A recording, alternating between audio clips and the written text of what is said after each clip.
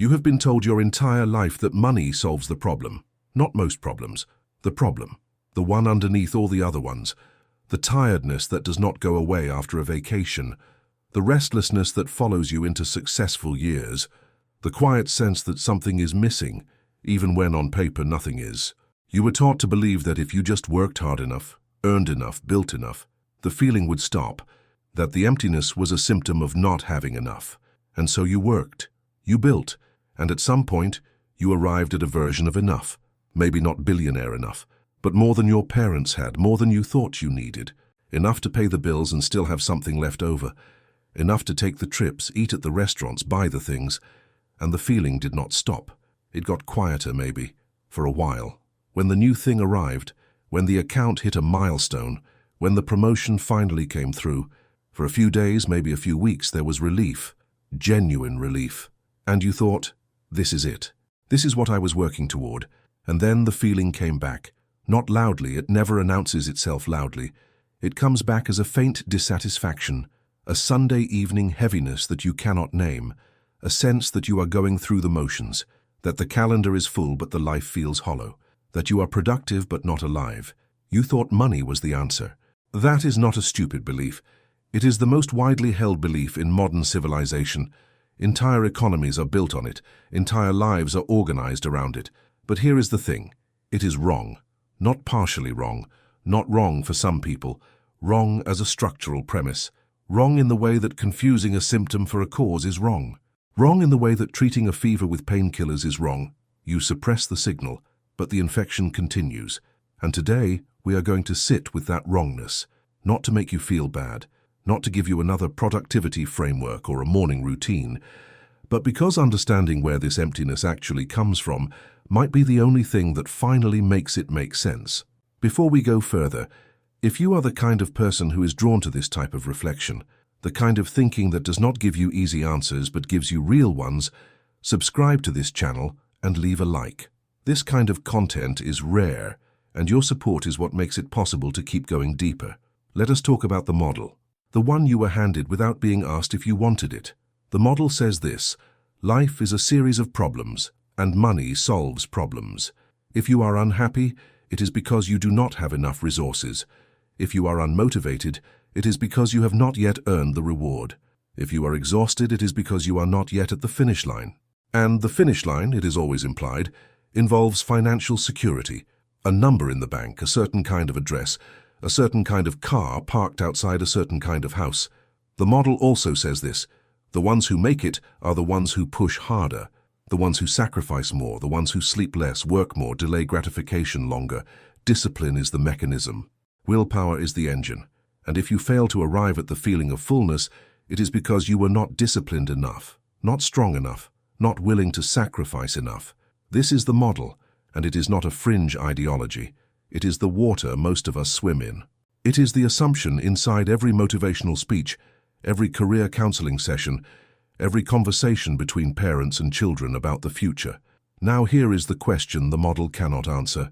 Why are so many people who have followed it precisely, who have done everything right by its logic, still empty? Not struggling financially, not in crisis, not people who gave up halfway. People who arrived, people with the savings account, the career, the house, the family portrait. People who, if you showed their life to their 20-year-old self, that 20-year-old would say, that is exactly what I wanted. And yet, there it is, the hollow feeling, the going through the motions quality of the days, the sense that something essential is missing, and no amount of external acquisition seems to touch it. If the model were correct, these people would not exist, or they would be statistical outliers, anomalies. But they are not anomalies. They are everywhere.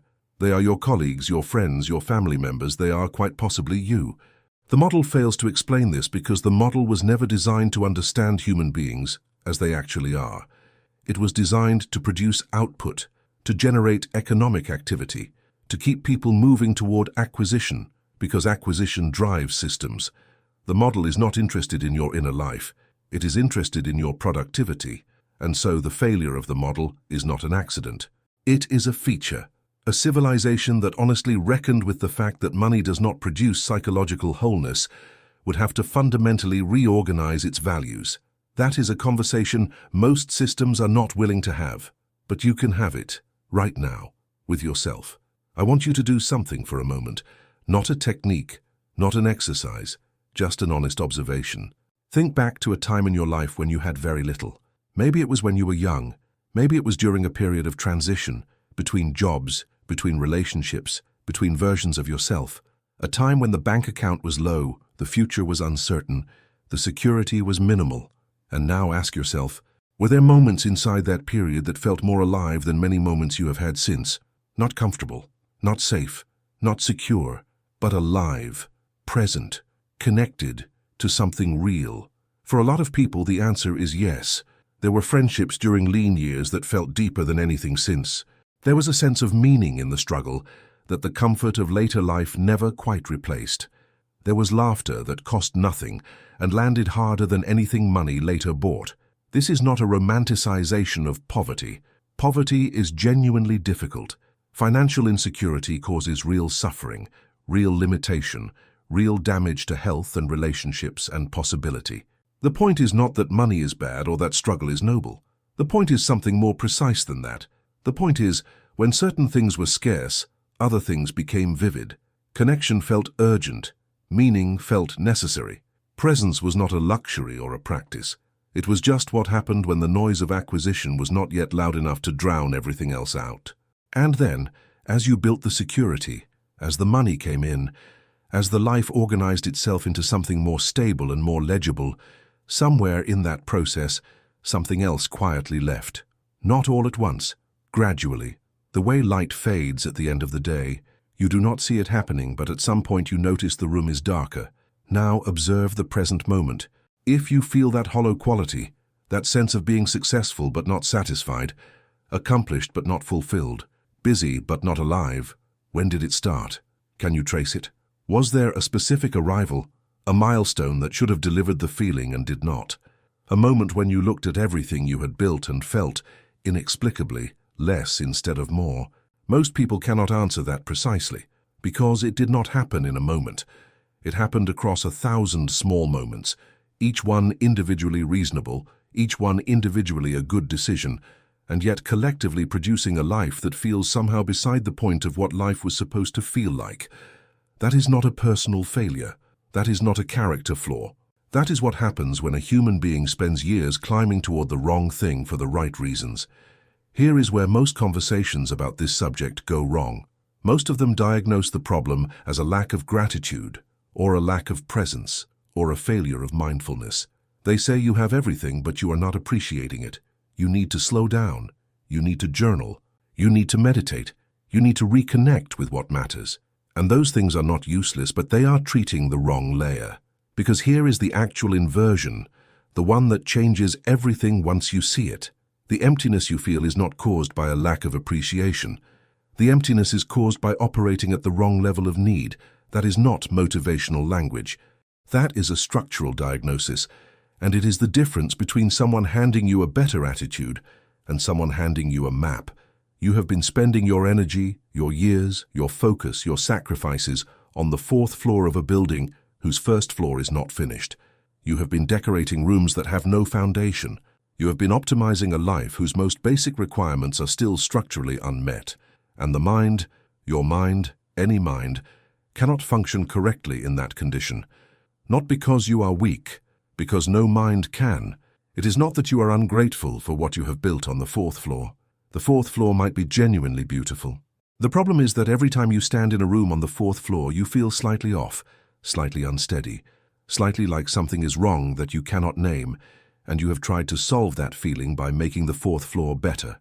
More space, better views, nicer furniture, more accomplishments lining the walls. But the instability you feel is not on the 4th floor. It is beneath you. It is in the structure itself. And no amount of renovation on the upper levels will stop the feeling that the ground is not solid. That is not a metaphor for motivation. That is a literal description of what Abraham Maslow spent his life trying to explain. Not that money is meaningless, not that ambition is wrong, but that the human psyche has a sequence, an order of operations, and when that sequence is violated, when you skip levels or neglect foundations while building upward, the result is always the same: a life that looks complete from the outside and feels broken from the inside. It is not a lack of motivation that keeps you stuck. It is that you are spending your motivation on the wrong level. And that distinction is not small. That distinction is the entire difference between a life that makes sense and a life that accumulates but never arrives. Abraham Maslow was not trying to create a corporate training slide. He was not interested in productivity frameworks or self-help slogans. He was a psychologist who was genuinely confused by a question that most of his colleagues were ignoring. Why do some people with intelligence, opportunity, even privilege, remain psychologically fragile? And why do other people who have faced extraordinary difficulty, seem to move through the world with a kind of rootedness that does not depend on circumstance? He studied the second group, not the broken ones, which is what psychology at his time mostly examined, the ones who functioned at a high level, the ones who seemed genuinely alive. And he tried to understand the architecture of that aliveness. What he found was not complicated. What he found was almost insultingly simple once you see it. Human beings are not moved by a single desire. They are moved by a hierarchy of desires, and the sequence of that hierarchy is not optional. It is not a suggestion. It is not something you can negotiate with through willpower or reframe through positive thinking. The deepest layer is survival. Food, water, warmth, physical safety. When this layer is genuinely threatened, nothing else matters. Not purpose, not love, not meaning. The body takes over. The mind narrows to the immediate physical question, will I survive this? The second layer is security, the sense that tomorrow is safe, that you are not one bad event away from everything collapsing, that there is a degree of predictability to your existence. This is not the same as money. Though money is one way this layer speaks, it is more fundamental than money. It is the felt sense that the ground is stable. The third layer is belonging. Love, connection, the sense of being seen and known by other human beings, of mattering to someone, of being part of something larger than yourself. Not networking, not followers, not an audience. The deep, private knowledge that there are people in the world for whom your existence genuinely matters. The fourth layer is esteem, the experience of competence, of being respected, of having your contribution recognized, the sense that you are capable, that you add something to the world, that you are not invisible. And the fifth, the top, is what Maslow called self-actualization, the full expression of who you are, the experience of living in alignment with your deepest nature, the sense of being completely yourself, not performing, not pretending, not compressing yourself into a shape that fits the available space, but actually alive in the way that is specifically, irreducibly, you. Most people who find themselves in this conversation have built the fourth floor, maybe even glimpsed the fifth. They have esteem, professional respect, visible accomplishment, a track record of competence. They have done the things that the culture said would make them feel real. But look at the third floor, the belonging floor, not the surface version, the likes, the followers, the social media affirmation, the deep version. Do you have people in your life who know who you actually are? Not the accomplished version, not the competent version, the real one. The one with the fears and the doubts and the private narrative that never makes it into the polished version of yourself you show the world. And look at the second floor, the security layer, not the bank account security, the felt security, the one in the body, not the spreadsheet. When you lie awake at 3 in the morning, what are you afraid of? Because if the answer is things that money should have already solved, if the account is full, but the fear is still running, then the second floor is not complete. The money is there, but the felt safety is not. And those are not the same thing. Maslow's insight was not that these layers exist. That much is obvious. His insight was that you cannot genuinely live at a higher layer when a lower layer is unfinished. You can perform it. You can present it. You can show up to the meeting and give the presentation and smile in the photo and seem, to every external observer, like someone who has arrived. But inside you are managing, compensating, using your energy to hold together a structure that is leaking from below. And that management, that constant, invisible, exhausting compensation, is what the emptiness actually is. Not absence of meaning, not failure of character, not ingratitude, the depletion of a person who has been using resources meant for living to patch holes in a foundation that was never fully built.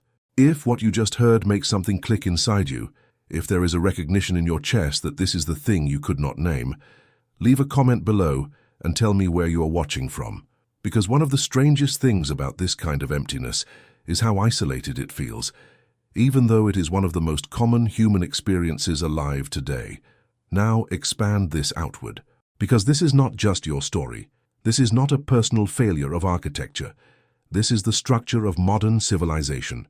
We have built an entire world organized around the fourth and fifth layers of human need: achievement, recognition, expression, individuality. The culture valorizes these things without reservation.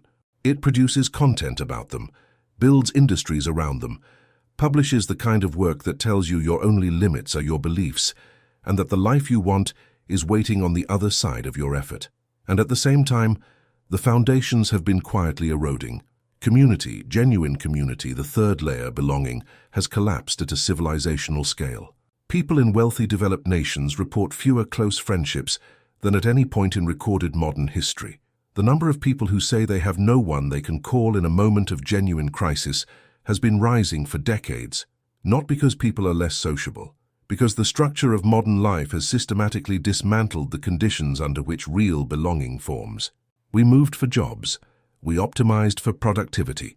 We replaced physical proximity with digital connection, which has many virtues but cannot do the specific, irreplaceable work that shared physical presence does for the human nervous system.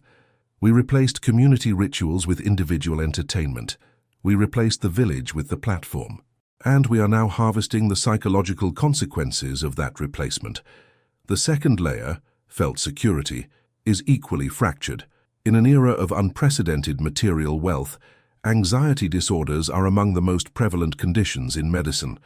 Not anxiety in the philosophical sense, clinical anxiety, the body running a continuous threat response in the absence of any immediate physical threat. A nervous system that cannot find a resting state no matter how safe the external numbers say the situation is. Because felt security is not a function of the bank account. It is a function of the nervous system's assessment of the environment. And modern environments, the noise, the pace, the uncertainty, the always-on quality of the information stream, the sense that the world is permanently accelerating towards something unknown, do not produce felt safety. They produce chronic, low-level threat activation. They produce a body that cannot reliably distinguish between genuine danger and the weight of the daily feed.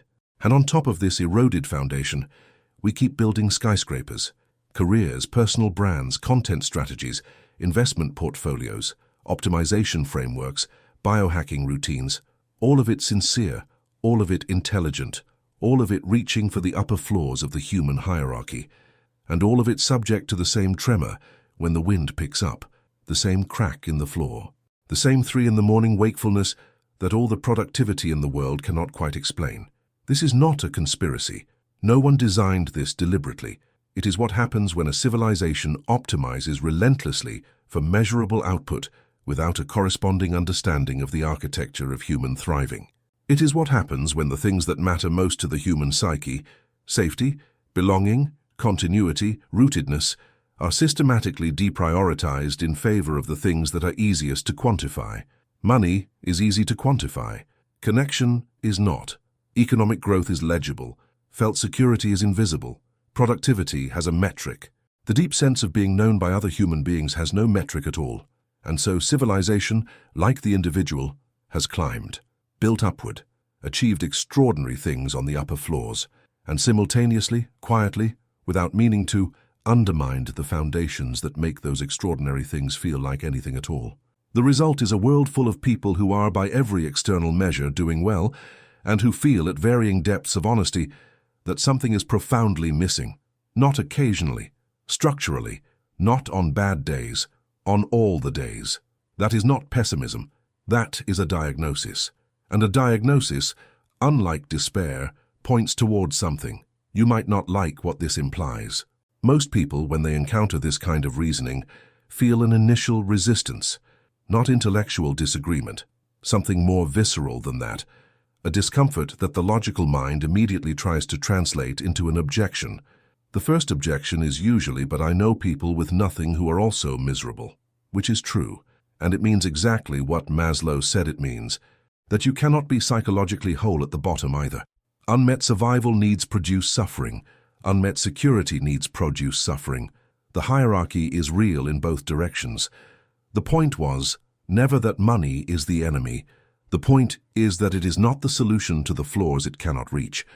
The second objection is, but I cannot just stop trying to earn money and go rebuild my emotional foundations. Also true and beside the point. No one is suggesting you abandon the fourth floor to sit contemplatively on the second. The suggestion is more uncomfortable than that.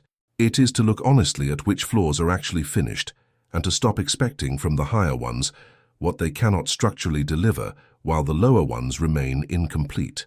The third objection, the deepest one, is the hardest to say out loud.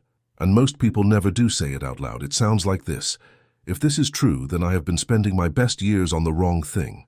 And that is a grief, a real grief, because it means that the sacrifices you made and the relationships you deprioritized, the rest you denied yourself, the experiences you postponed for the sake of the climb, were not investments in future flourishing.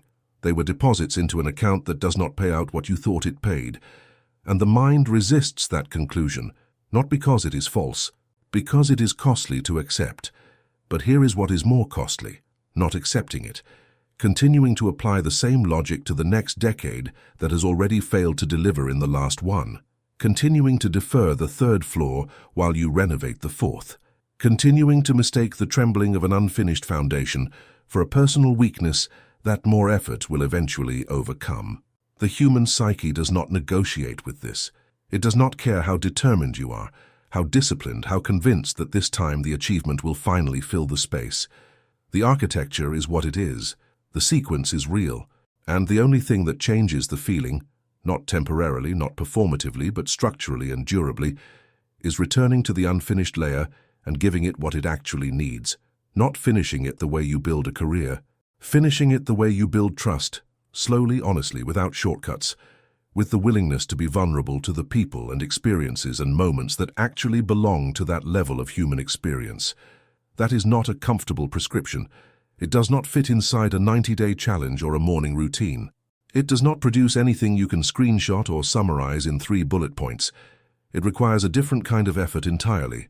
Not the effort of pushing forward, but the effort of going back, of sitting with what was left behind, of being honest about what was sacrificed and whether the trade was actually worth it.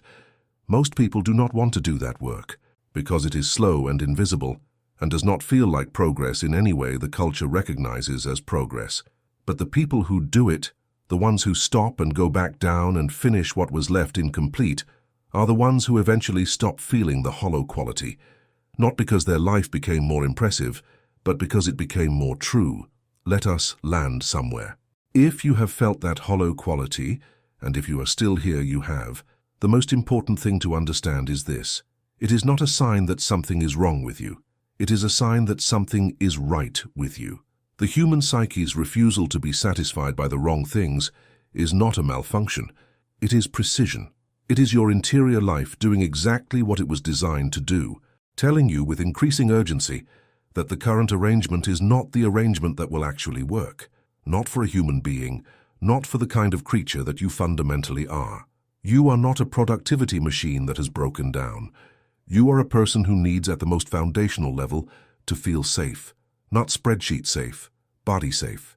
The kind of safety that lets you exhale completely, that allows sleep to be rest instead of just unconsciousness. And then beyond that, you need to feel known. Not known as in famous, not known as in followed, known as in there are specific human beings in the world who see the real version of you and they are still here. And then, and only then, does the pursuit of achievement become what it was always supposed to be, an expression of who you are, rather than a substitute for the feeling of being someone at all. Maslow did not write a self-help book. He wrote a diagnosis of what it costs a human being to skip the foundations. And the cost, it turns out, is not obvious. It is not failure in the conventional sense. It is not collapse or bankruptcy or public humiliation.